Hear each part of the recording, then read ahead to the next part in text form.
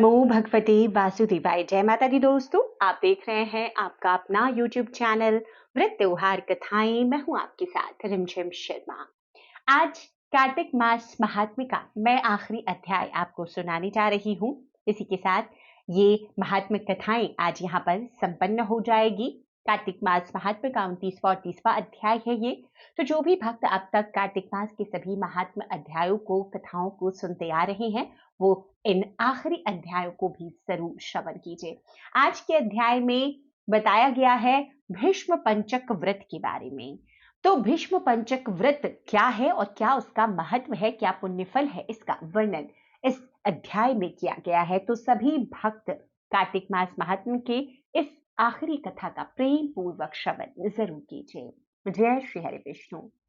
व्रतधारियों में श्रेष्ठ कार्तिकेय, अब मैं तुम्हें महान पुण्यदायक व्रत बताता हूँ। यह व्रत कार्तिक के अंतिम 5 दिनों में किया जाता है। इसे भीष्म जी ने भगवान वासुदेव से प्राप्त किया था, इसीलिए यह व्रत भीष्म पंचक नाम से प्रसिद्ध है। भगवान केशव के सिवा दूसरा ऐसा कौन है जो इस व्रत के गुणों का यथावत वर्णन कर सके। वशिष्ठ, भृगु और गर्ग आदि मुनीश्वरों ने सतयुग के आदि में कार्तिक के शुक्ल पक्ष में इस पुरातन धर्म का अनुष्ठान किया था। राजा अम्बरीश ने भी त्रेता आदि युगों में इस व्रत का पालन किया था।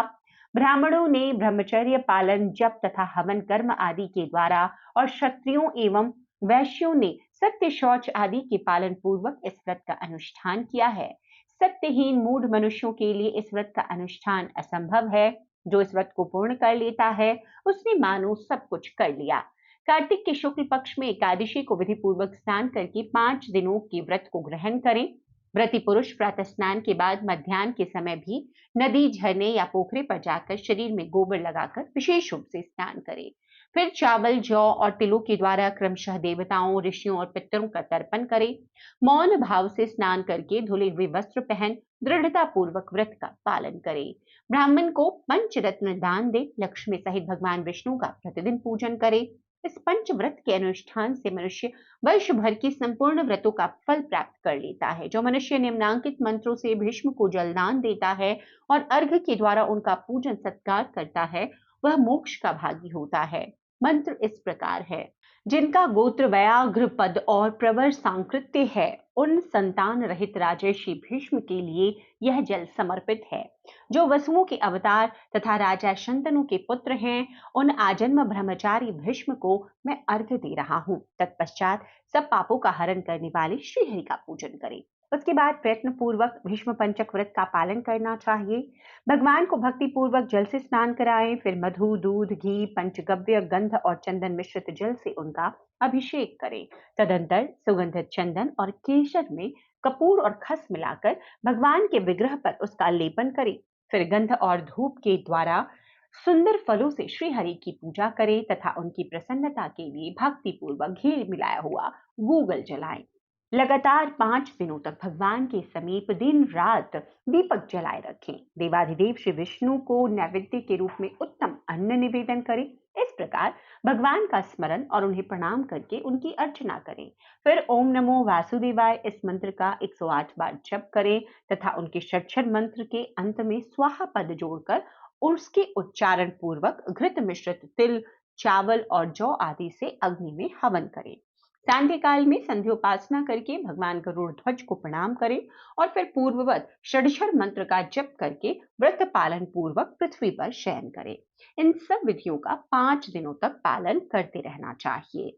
एकादशी को सनातन भगवान ऋषिकेश का पूजन करके थोड़ा सा गोबर खाकर उपवास करें। फिर द्वादशी को व्रती पुरुष भूमि पर बैठकर मंत्रोच्चार के साथ गोमूत्र पान करें। त्रयोदशी को दूध पीकर रहे। चतुर्दशी को दही भोजन करें। इस प्रकार शरीर की शुद्धि के लिए 4 दिनों तक लंघन करके 5वें दिन स्नान के पश्चात विधि पूर्वक भगवान केशव की पूजा करें और भक्ति के साथ ब्राह्मणों को भोजन कराकर उन्हें दक्षिणा प्रदान करें।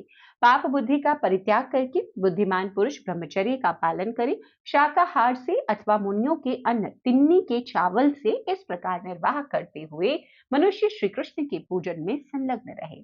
उसके बाद रात्रि में पहले पंचगव्य पान करके पीछे अन्न भोजन करे। इस प्रकार भली भांति व्रत की पूर्ति करने से मनुष्य शास्त्रोक्त फल का भागी होता है। इस भीष्म व्रत का अनुष्ठान करने से मनुष्य परम पद को प्राप्त करता है। स्त्रियों को भी अपने स्वामी की आज्ञा लेकर इस धर्मवर्धक व्रत का अनुष्ठान करना चाहिए। विधवाएं भी मोक्ष, सुख की वृद्धि, संपूर्ण कामनाओं की पूर्ति के लिए इस व्रत का अनुष्ठान कर सकती हैं। भगवान विष्णु के चिंतन में लगे रहकर प्रतिदिन बलि वैश्य देव भी करना चाहिए। यह आरोग्य और पुत्र प्रदान करने वाला तथा महापातकों का नाश करने वाला है।